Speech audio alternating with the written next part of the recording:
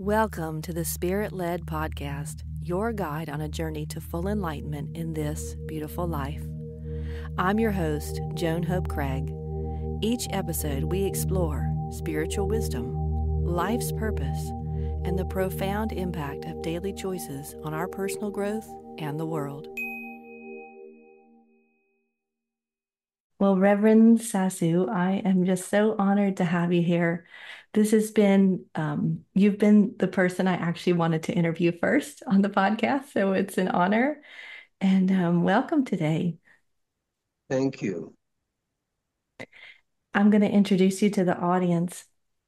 In case they don't know, you're a legend. You are the most senior minister, Kriya Yoga minister ordained by Roy Eugene Davis in 1978. And I can't wait to hear about what it was like to teach Kriya Yoga back in the 70s and early 80s. And you're also an Ayurvedic physician. You are a father of 5, a husband, and a lover of God. And you're in Accra, Ghana. Thank you. Thank you.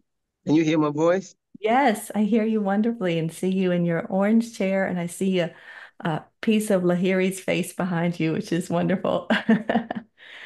Well, thank you for joining us, and we want to hear so much of your wisdom today about your life, your ministry, and your relationship with Roy Eugene Davis, of course. So would you start by telling us, how did you get started on this path?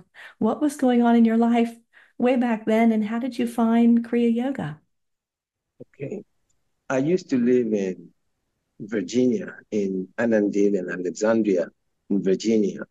And at a point in time, my thoughts turned Godward. I wanted to know God so much, and I wanted to start my own business. So I picked up a sheet of paper and wrote my 2 goals: getting to know God and to start my own business. And then I wrote down all the things that would not help me to know God and the things that would help me to know God. And I tore the paper into 2. I discarded the ones which would not help me to know God and to start my business.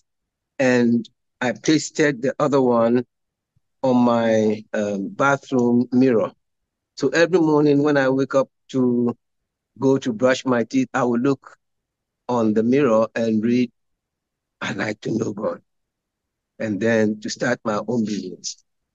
And I went to a drugstore to buy some goods. And then I had a friend with me. And at that time, I, started eating healthy food and other things. And when we got out of the shop, she handed me a book, Yoga for Health. I said, wow. She said, I felt you need this book, so you can have it. I took it home, and that was the first time I saw a written book on yoga. I've heard of yoga, but I had not seen a book on yoga. And so I started with the asanas and the meditation that it prescribed. It was just relaxation meditation. And I started practicing it morning and evening. And then not long after, my world started crashing down. Everything, And so I decided to go back home to Ghana. My mom bought me a ticket. I went back to Ghana.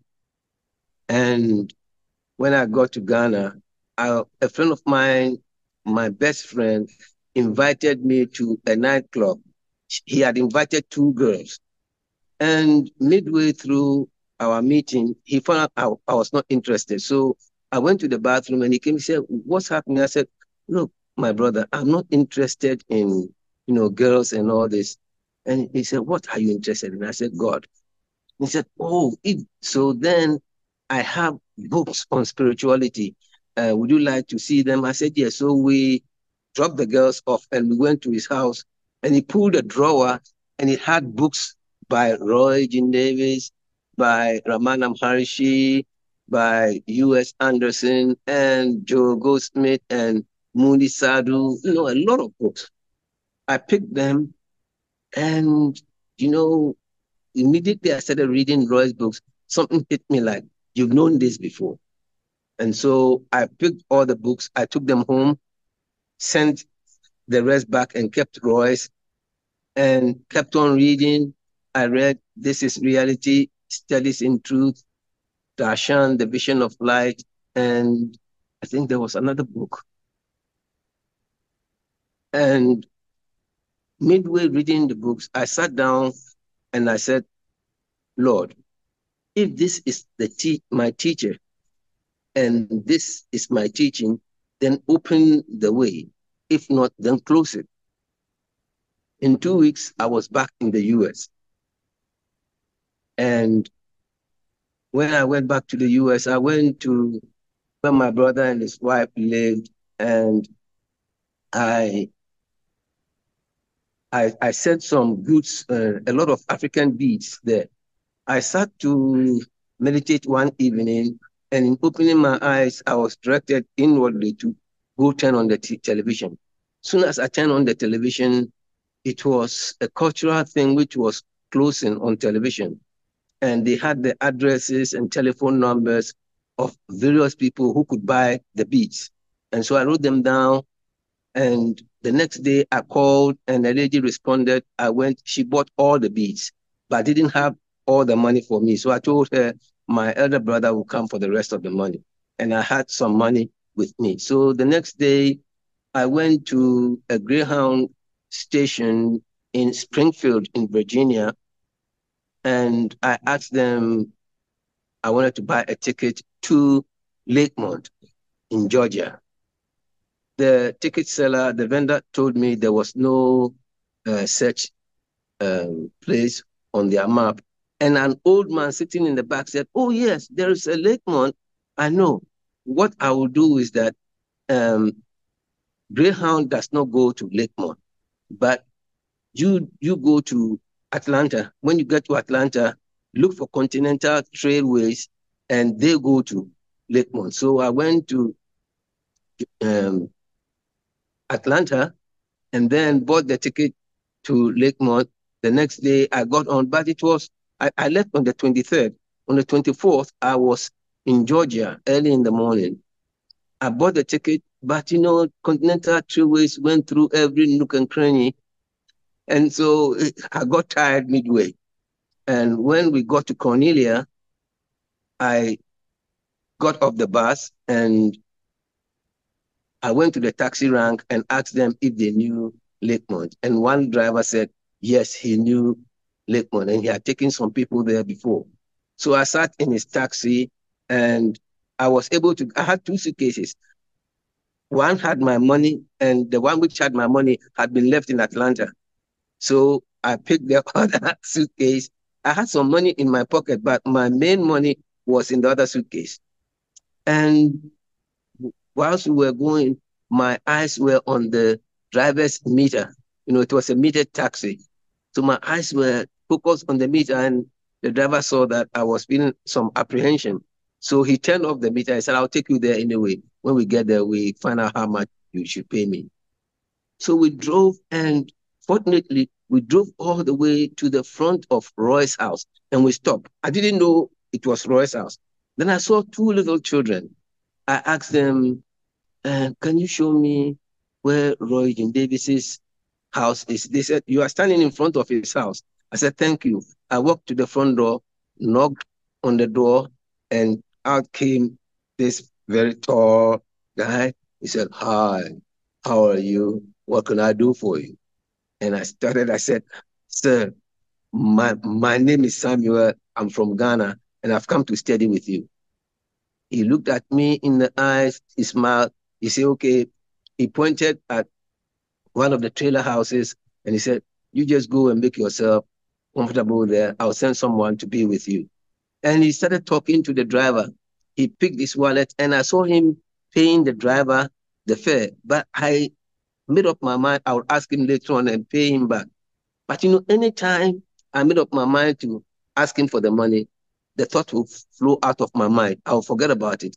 In fact, till date, I do not know how much the cost of my transportation from Cornelia to Lakemont was. So that was the first grace of the Guru that I experienced. The next day, it was Christmas. And David Sunday, who was then the associate minister, came to call me that we had to assemble in Roy's house. I went there, we all ate, and then he sat down and he started smiling. And then he said, Dave, of all the Christmas presents I've received this year, Samuel is the most, the gift that I appreciate most. And I said to myself, well, you don't know why I'm here. I've come to study and then move on to maybe California to work and to share with people how to know God. But he said, maybe I should ordain you and send you to Ghana.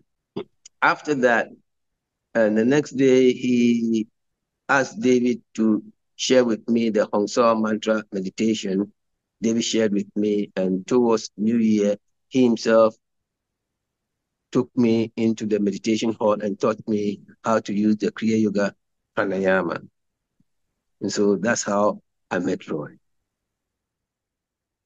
That's an amazing story. There's so much there that's amazing. I mean, Yeah.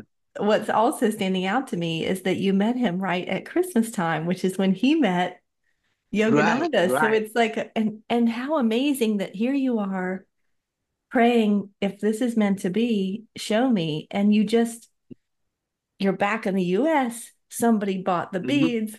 You got the suitcase of money, gets you to Yeah. Georgia. But then, yeah, wow, amazing, Mm-hmm. amazing, amazing. Wow. Thank you for sharing that. And so then you knew you knew when you saw the book, but then Yeah. when you met Roy in person, Mr. Davis, then you knew.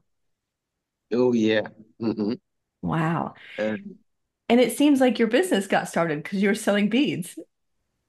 oh, that was the end of the piece. Oh, okay. Because That wasn't okay. so I told all of them to the lady, and when my brother returned, when my brother returned, he went for the rest of the money and sent them to me. Wow. So then at this point, Mr. Davis basically told you go back to Ghana. It wasn't, you didn't need to search any longer for where you were supposed to go. Did you just trust that and go with it? Oh yeah, like I knew I was with my spiritual master and I had to listen to him. So Yeah. I studied with him. He initiated me into Kriya Yoga Pranayama. And, after some time, there was a strong force of energy going in my spinal pathway. And when it reached the neck area, there was a crack. And I went to him, I said, sir, I feel, this energy in my spine, which is becoming a bit uncomfortable for me. And he told me it was because I was in that environment and that uh, he shared with me some hatha yoga postures which will calm my body down and relax the spinal area. And I did that and it solved that issue. Also, when David initiated me into Hong Sau, funnily, the word Hong Sau is synonymous with a word in my country which was very, very vulgar. Oh no. Yeah. And, during those days, when people go to the movies and there is a fight, you hear them, Hong Sau, which was very, very vulgar. And here I was sitting down to meditate, and then I started listening to the Hong Sau mantra, and then right in my mind's eye, I was in the movie theater and I was hearing the Hong Sau. And I said to myself, well, how am I going to live with this? I'm able to really master this particular mantra. So I continued with Hong Sau and I never stopped. So you were able to let go of the previous Oh yeah. association. Hmm. So then how long were you in Lakemont that first visit in 77? Oh, I stayed till 79. Oh, you stayed in Georgia. Yeah, I stayed with Roy. I lived at Lakemont on the property Oh, I didn't know that all the part. time. Yeah. Oh, wow. So you really I was had a, there. I was there.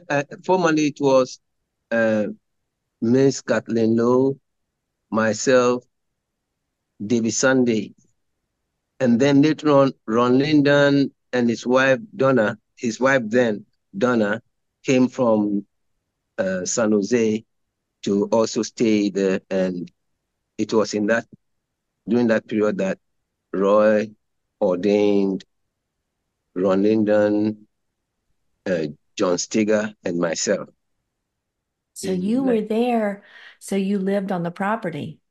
I didn't Yeah. realize that. So you really had a very intensive beginning to your career. It wasn't that he just met for a few weeks and you went back Oh home. no You were no no no there no. to really stay. Yeah.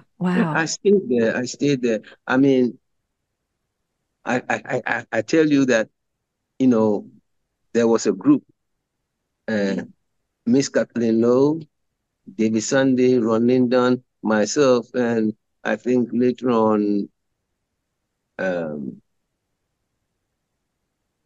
oh, this gentleman who sells honey at Lakemont, Bob, CSA. Bob Bob, Benny. yeah, Bob, Yes.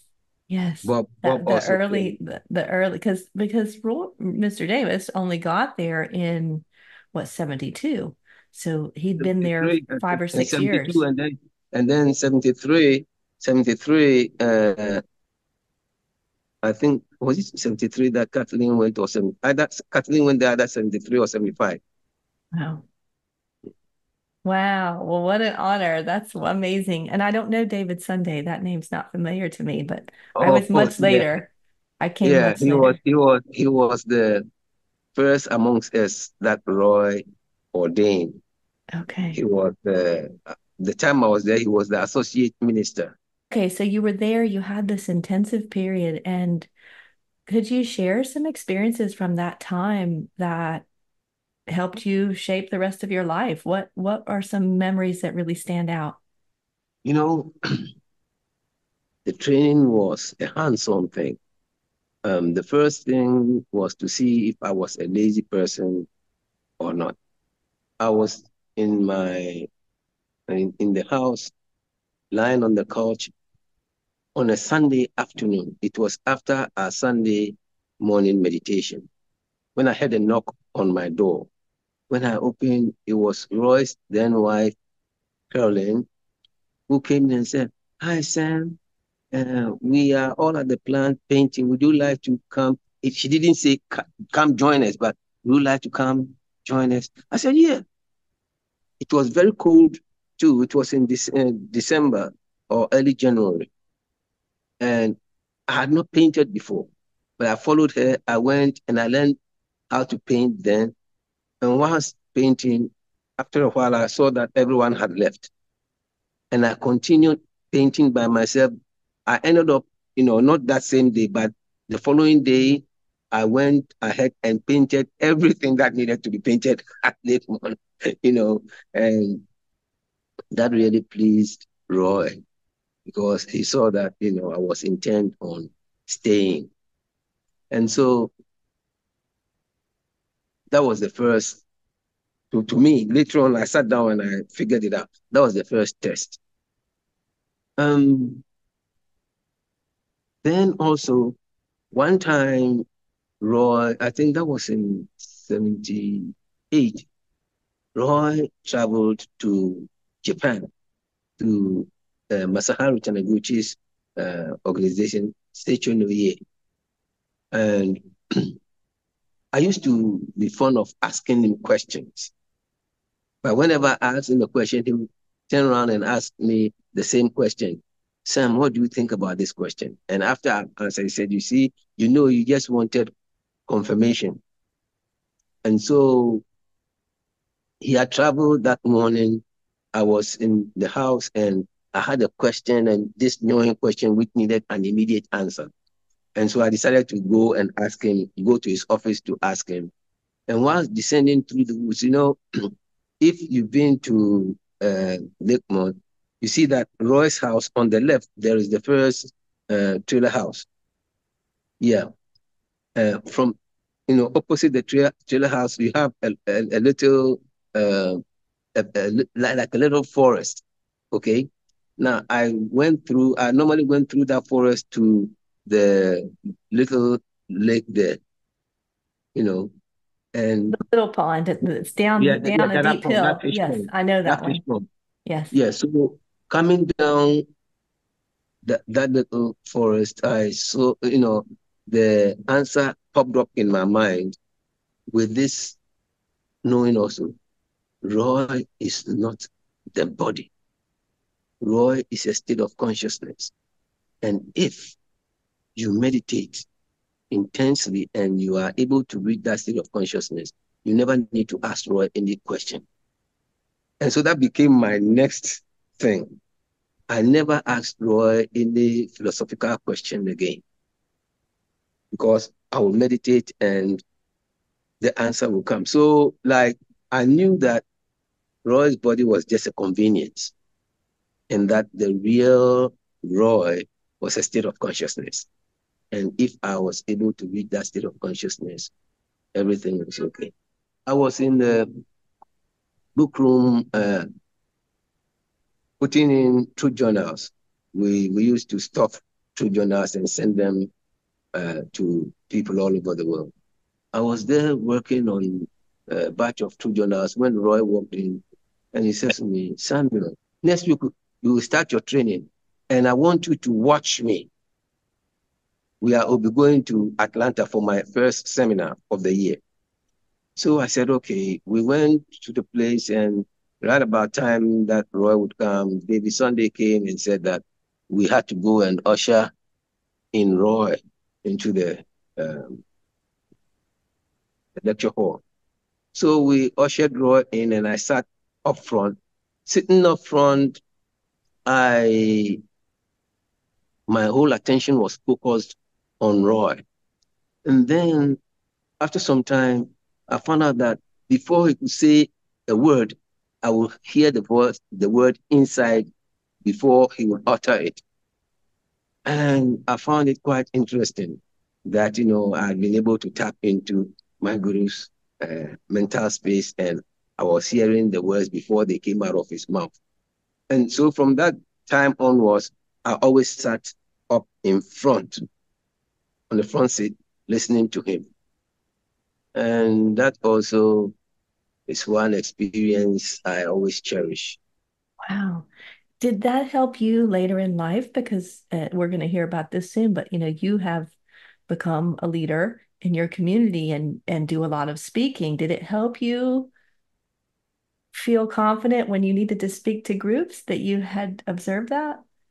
Oh, yeah. You see, the thing is that Roy trained me in practical and subtle ways. I know that. I know that. You know, Look, sometimes I will have a list. Like whenever I will go to meet with Roy, I had a list and I've written them down. And after I've finished with the last thing, he'll sit down and look at me and say, Samuel, anything more? I'll say, no, sir. And then he will start talking to me about the great leaders of New Thought and in the Kriya Yoga Guru line. Their great achievements, some challenges which came to them and how they were able to overcome them. And that's, like when I would leave him, when I would leave his physical presence, in my mind, all that he has said will point out he's training you to be like the gurus. So don't you miss anything that he says. And so when Roy talks to me, everything goes out of my mind. Well, the only thing that stays in my mind is what he tells me. When I came to Accra, anytime Roy wrote a letter to me, I knew it. I would tell those around me, let's go to the post office. I have a letter from Roy. And when we get to the mailbox, I'll pull a letter from Roy. You knew the day. Oh, yeah. It went on till, the internet took over and you started using email. Wow. And one, let me tell you of a certain healing experience. My wife, Rose, had some surgery and the doctors botched it up. So she was bleeding internally. I went to the doctor, the surgeon, and I said, look, my wife's bleeding is not something that I'm pleased about. Tell me what it is. He said, oh, my wife is uh, an expert in blood. I said, I don't care about what your wife is. I care about my wife's situation. So I said to him, if you are not going to tell me anything, I'm sleeping in her ward that day. She had a private ward. And then we were there when she told me she wanted to use the loo.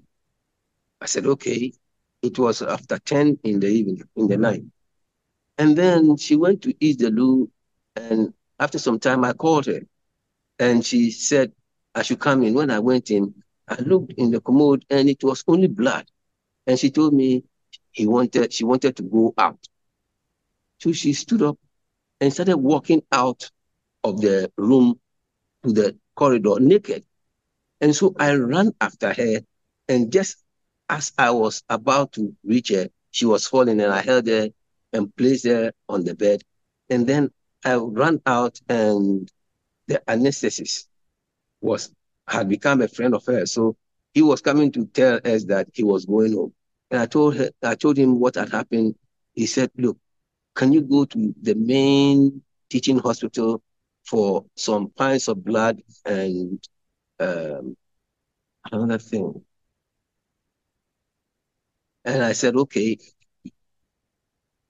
John, I drove, I think I could have been a Formula One driver after driving that way. I drove recklessly to Kolebu. I then conducted some blood donations for Kolebu, the teaching hospital. And so they welcomed me, they gave me the blood.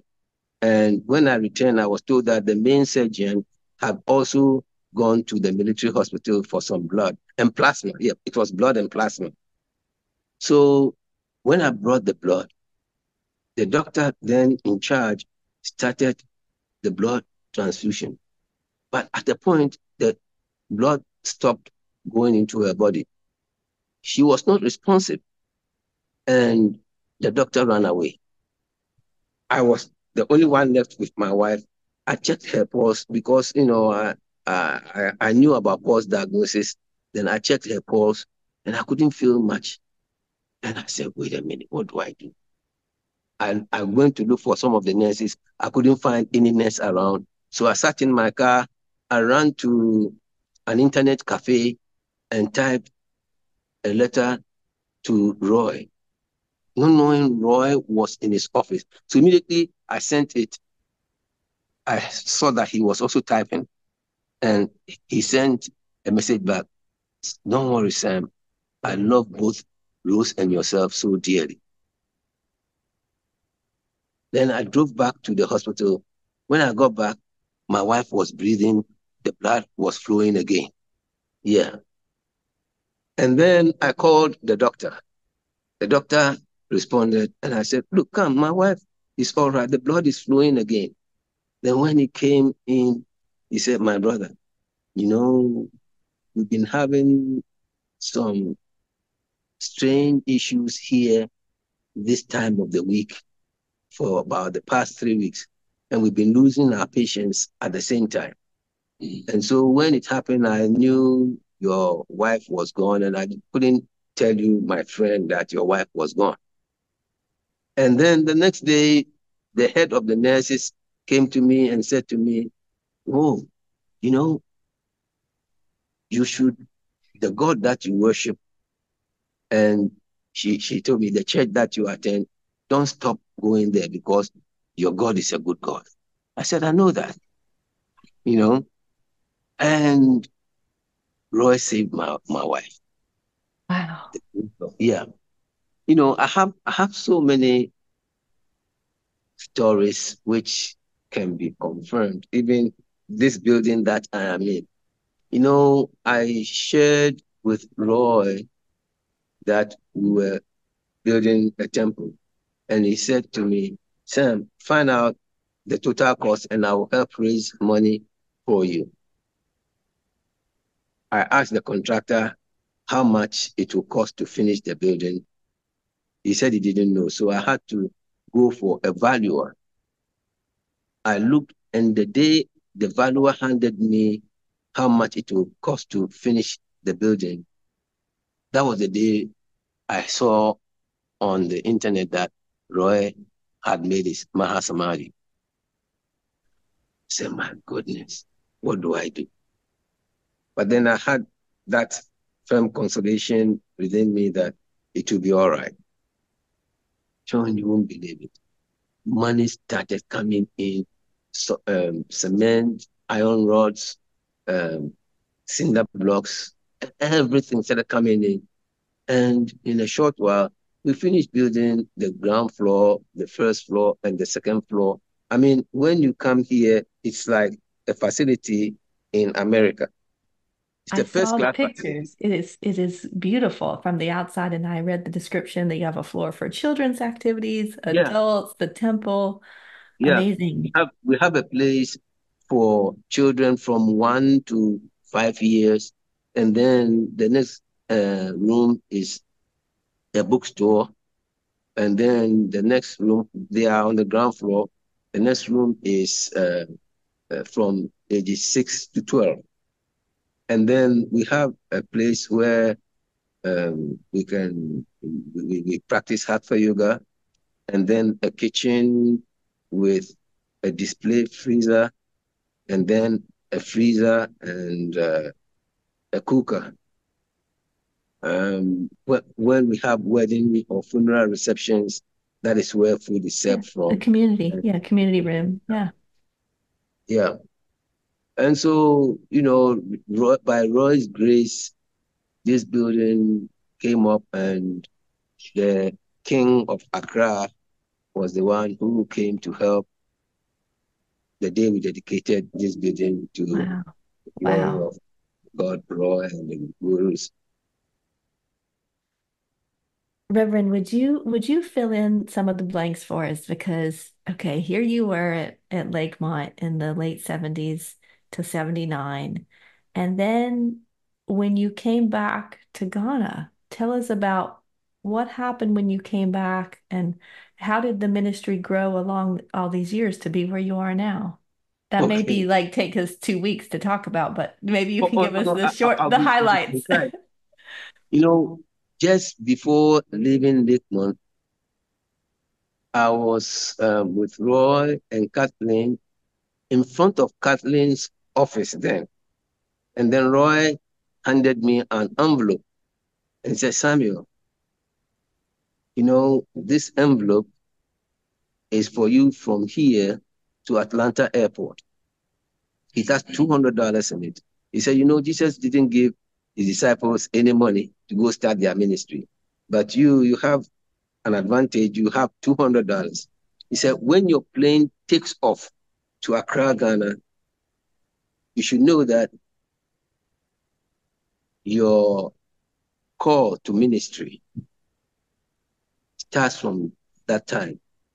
You have to prove to yourself whether God has called you to minister or not. I got to London, and from America, I was allowed 2 suitcases, no excess baggage. When I got to London, they reweighed my suitcases and charged me $150. So I arrived in Accra with only $50 in my pocket, and that could only set up my bed. And now I had to let people in my country, I had to put an advert in the local newspaper that I was in the country. I sat in the morning, meditated, and then took off to the newspaper's office. When I got there, they gave me the bill. It was quite substantial. I came in and my mom called me and said, "Oh, Sam, that my friend who says you are her husband." I said, "Yeah." Said, "She brought this envelope to be given to you." And when I opened the envelope, it was exactly the amount that the newspaper had charged me. So I said, "Mom, I'll be with you." I turned back, ran to the uh, office again and paid for the advert. And I came home.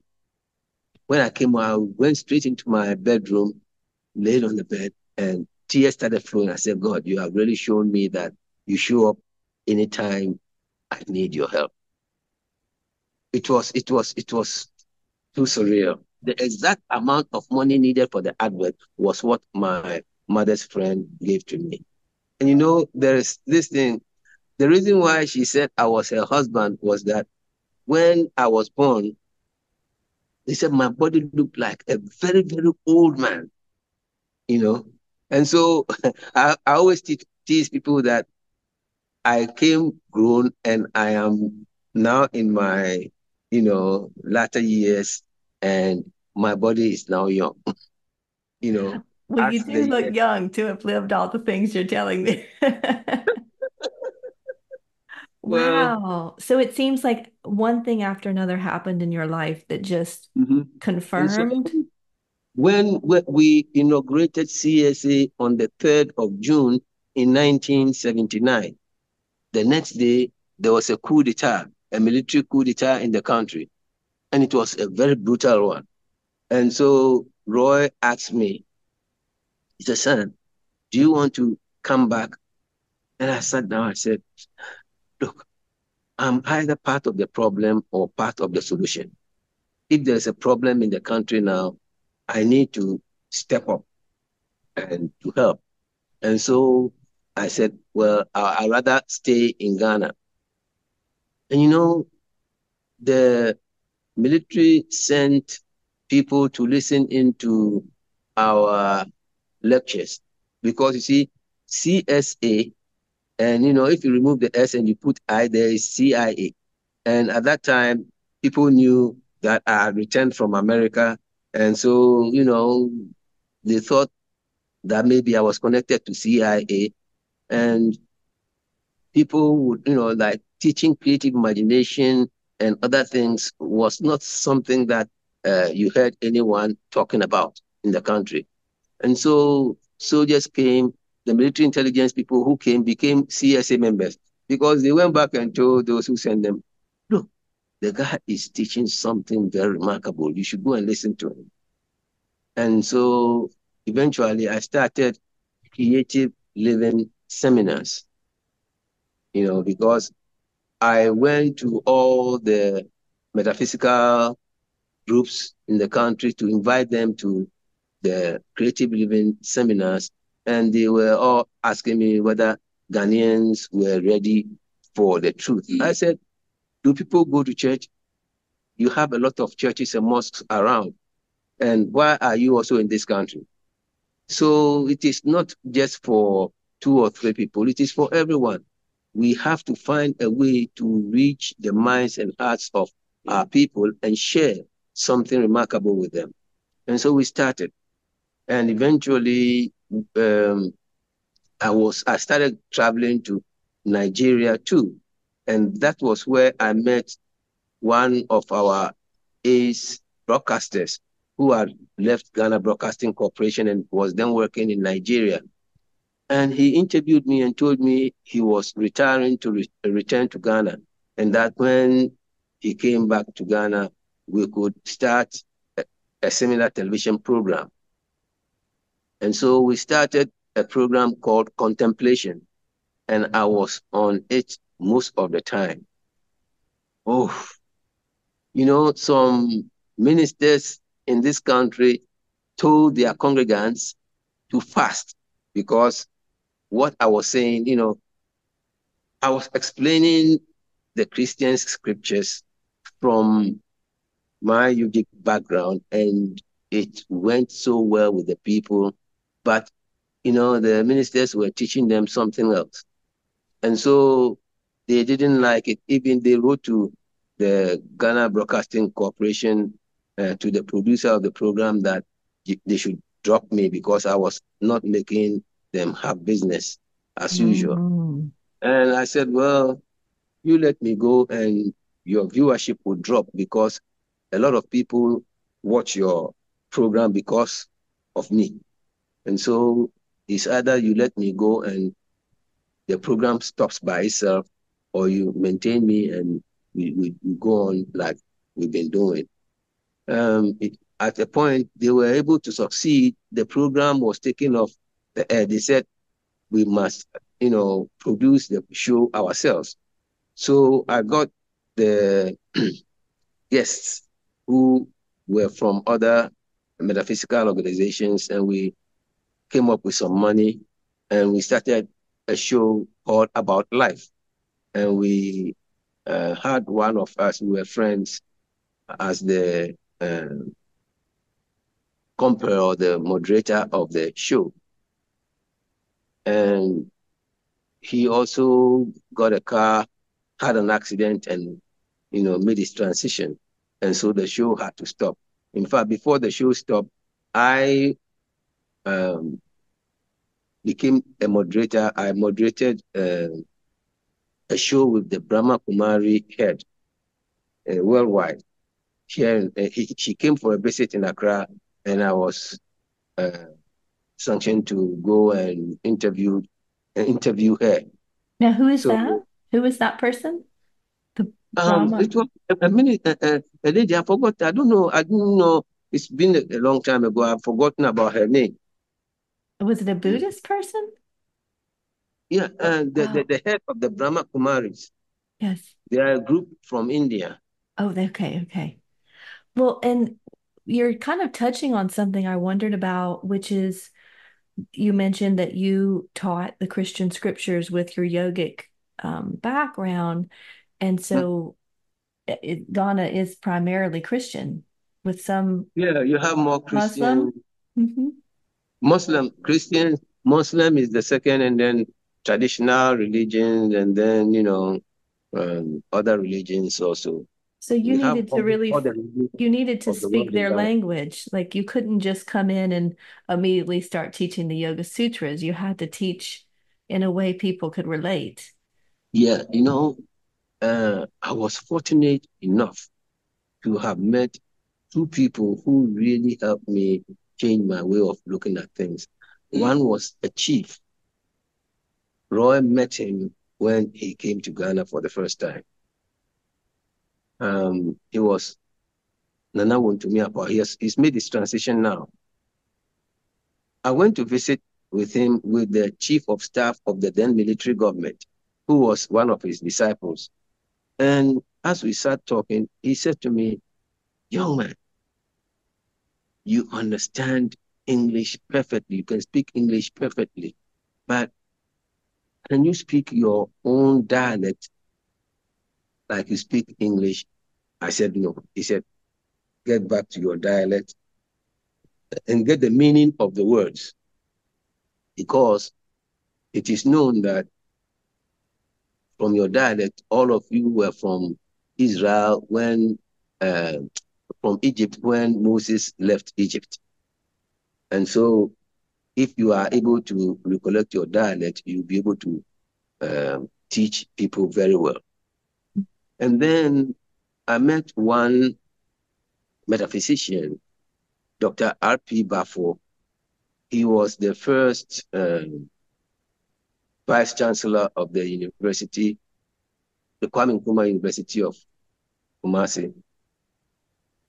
And I tell you, he also told me that he gave me the history of our people's travels from Egypt through Ethiopia, and some came through Sudan and other places to where we are today.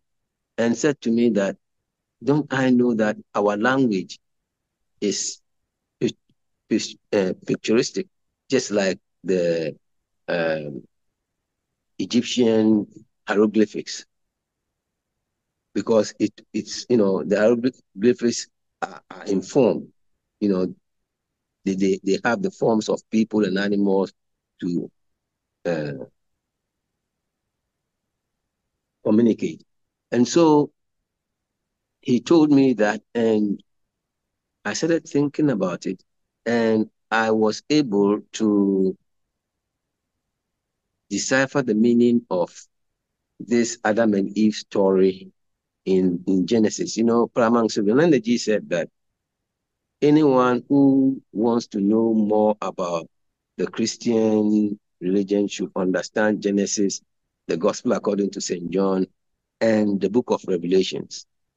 And so I started with Genesis, and I was able to have a complete understanding by translating it, into my language, like that when God said to Adam that he should eat of all the fruits in the garden, but the fruit of the knowledge of good, of the tree of knowledge of good and evil, he should not eat of that fruit, because the day in which he will eat of that fruit, he will die. In my dialect, when they talk about faith and believing in something, they say take and eat. You see, so it's like if you accept anything that suggests to you a belief in two powers, you will lose your awareness of my presence.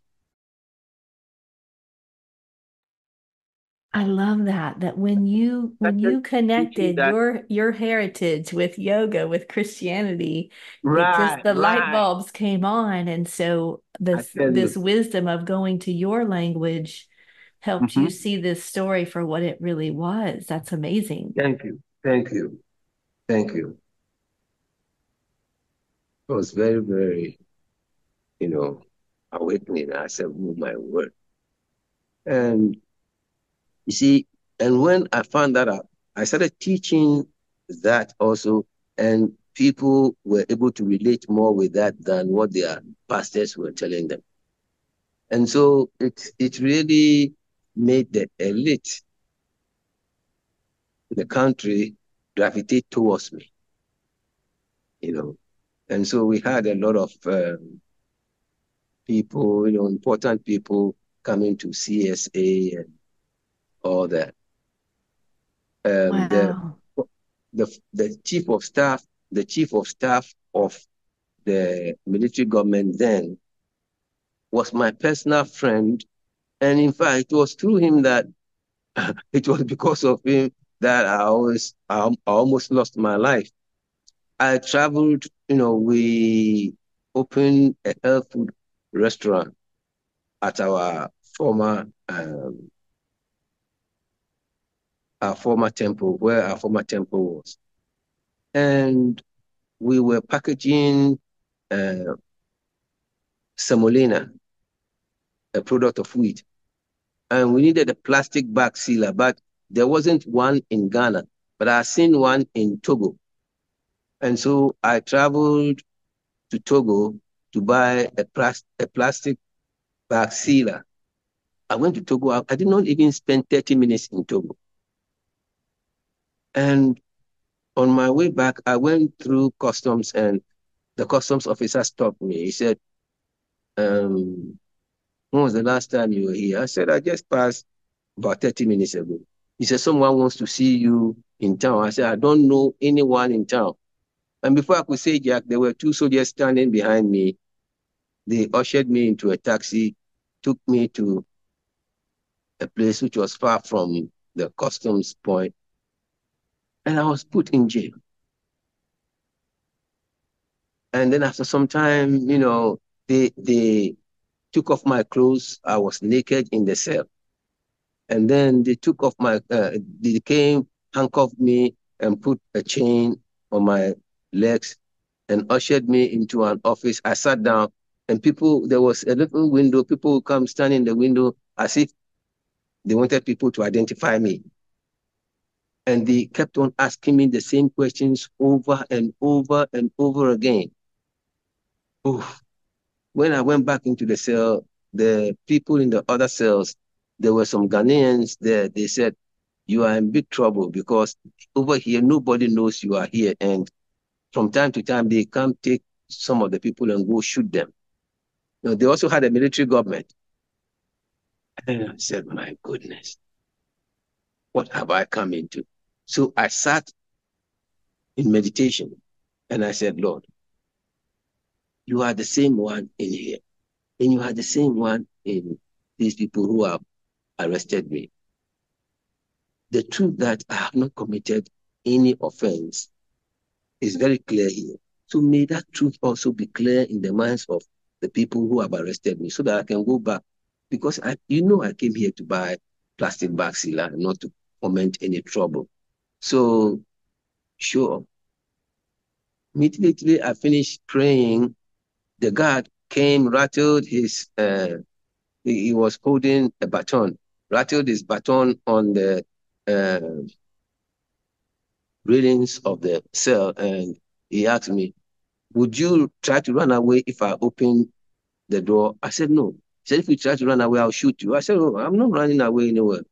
He took me to his desk and asked me questions about myself. So if you want to know my life, the story of my life till 1985, it is in Togo.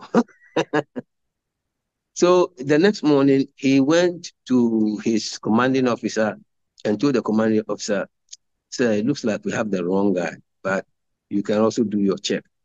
The commanding officer took my passport to town. He stayed for about 1.5 hours, came back around lunchtime and sent for me. Before going there, they made me put on my clothes. I went upstairs. And when I opened the door, there were two women sitting in there and they both shook their heads, no.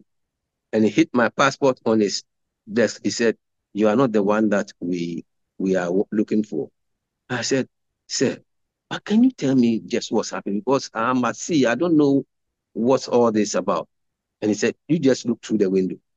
I looked through the window. I saw a stick and some soldiers standing there. And he said, if any one of these women had said yes, we were sending you down to shoot you. I didn't utter a word. I went outside and I had to walk from that place, to the border to get back home. And I tell you, from what I went through, later on I found out that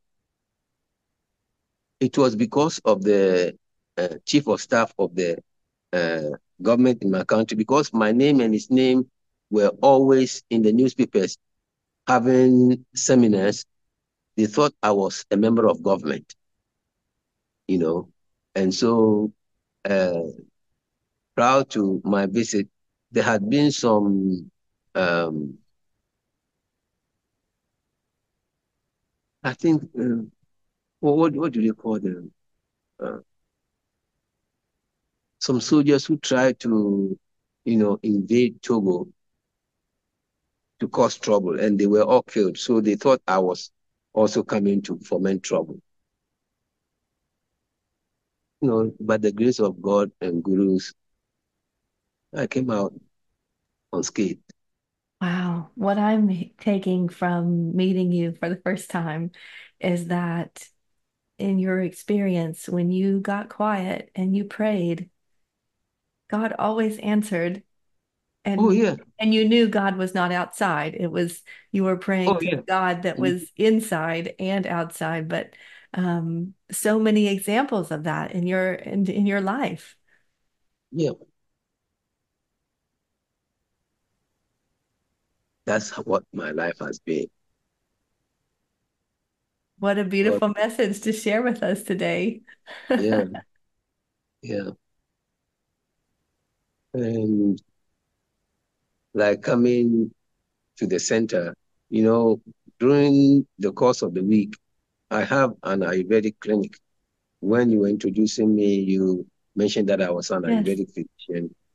Well, my stint with Ayurveda started at Lakemont. in I 1989. wondered if Roy suggested that for you. Yeah, Brahman Sivananda's Guru Swami Shri of Teswaji also knew about Ayurveda. And Roy wrote a book, An Easy Guide to Ayurveda. But then, in some of the inner circle lessons, he shared some Ayurvedic points of view with us.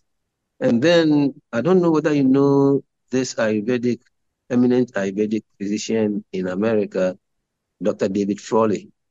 I know the name. I don't know him personally. Yeah, Dr. David Frawley started teaching Ayurveda at CSA Africa, and I was one of his students. I was, the first time he taught Ayurveda, I was at CSA Africa, and I followed him, and I took his correspondence course, and he asked me to teach same in this country, and that's how I started my Ayurvedic practice. Then one day I was in New York and I called him. And when I called him, he said, "Oh, you are in New York. Do you know Long Island?" I said, "Yeah, where I am is close to Long Island." He said, "You go there. I'll give you the telephone number of one of my students there. He has a big Ayurvedic clinic there. It's called Swami Sadasiva Theatre." So he has written a book, Ayurveda Encyclopedia.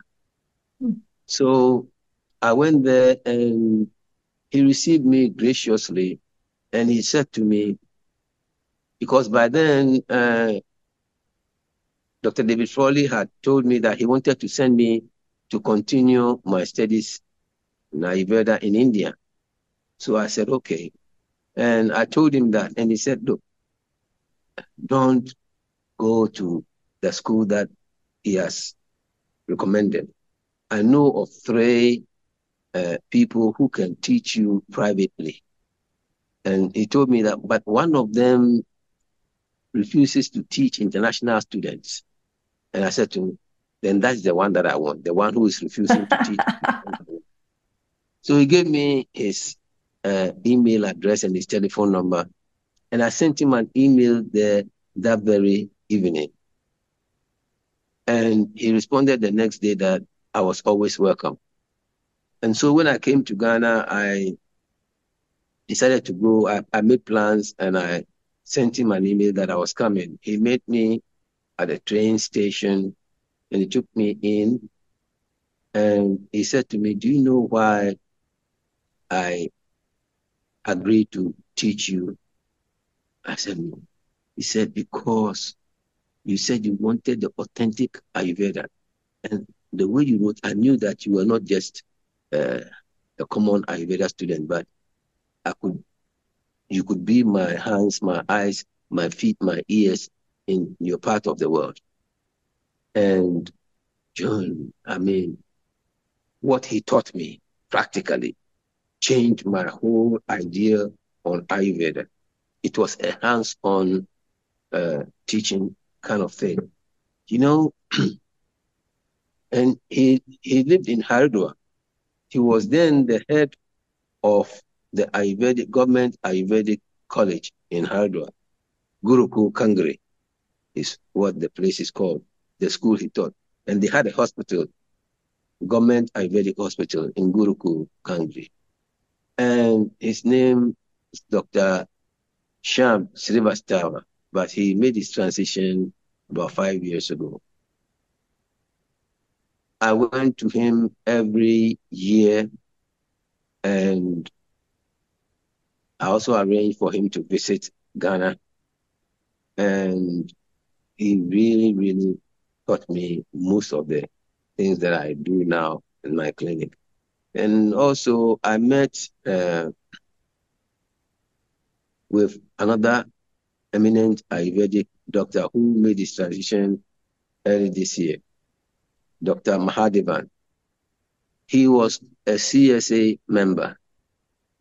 I think in 1982, on my 50th birthday, Roy and some of us visited India.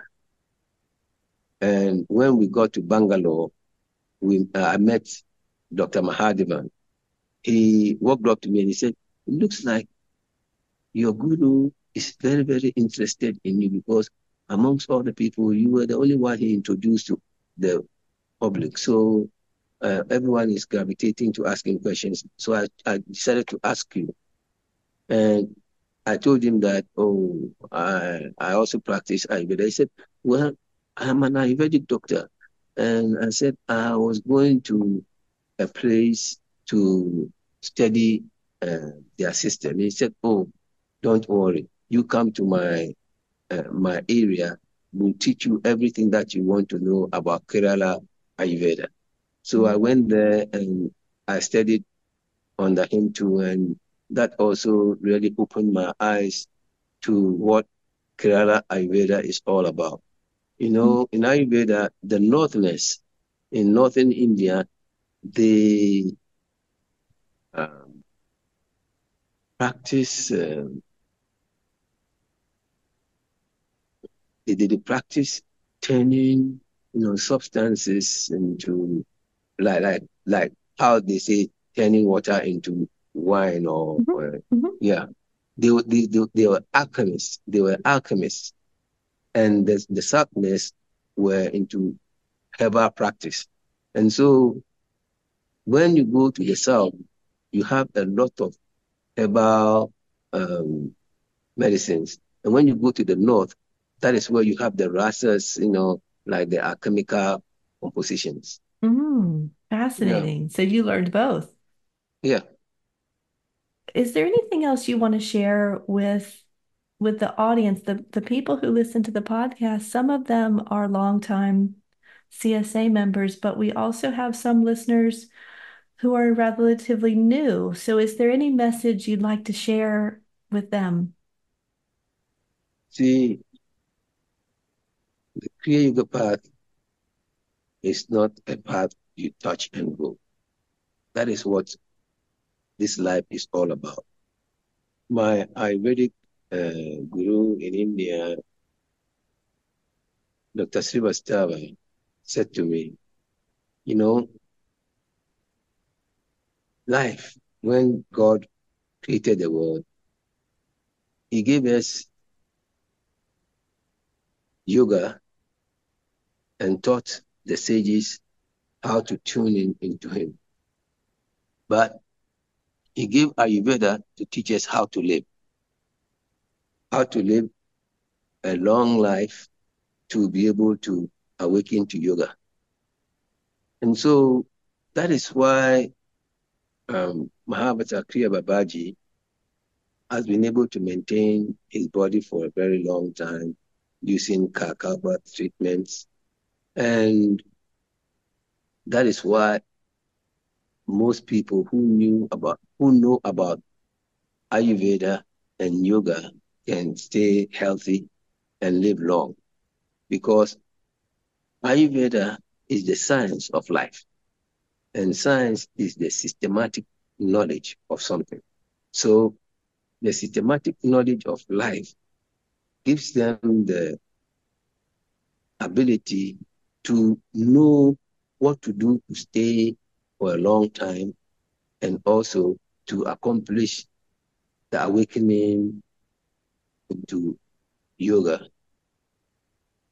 See, because if you see, a lot of yogis also die early. A lot of yogis die early. But those who know Ayurveda live long. So that is something for you to chew on. They go together. I would Yeah. like to ask you if you would do us give us a gift. At the end of the podcast, I would like you to end it with a prayer. Would you lead us in a prayer? Okay.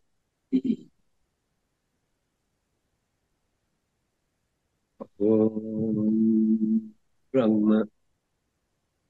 Om Ganapataye Namaha.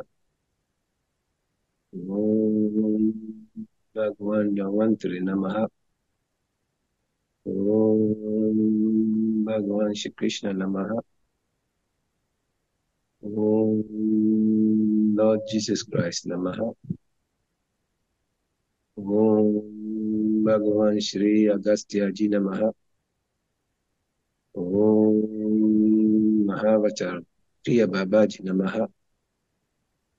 Om Shri Yogiraj Yogavata Lahir Masha Ji Namaha. Om Yanbata Swami Shri Okeswa Ji Namaha. Om Primavata Paramahansa Yogananda Ji Namaha. Om Shri Gurudev Roy Eugene Davis Babaji Namaha.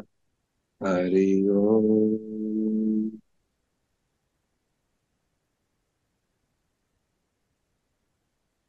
Oh Lord, you who have become everything and dwell in our hearts as our true self. We thank you for making this podcast possible and for making it possible for me to share these little gems with my brothers and sisters. You are seated in the hearts of everyone. And so everyone who watches and listens to this podcast will awaken to the truth that you have shared through us. May we awaken to full realization of our oneness with you. And may we accomplish the purpose that you have set for us by becoming us in this incarnation. May your grace, which has blessed us and also made us blessings unto the world, lead us to full awakening in this incarnation. Amen. Namaste. Thank you for tuning in to the Spirit-Led Podcast. Special thanks to our producer, Monty Craig. Please subscribe to catch upcoming episodes. For support in your awakening journey, visit our sponsor, the Center for Spiritual Awareness at CSA-Davis.org. We offer online group meditations, classes, and in-person retreats at our headquarters in Lakemont, Georgia. Once again, that's CSA-Davis.org. Until next time, remember your pure essence of being an eternal relationship with the infinite.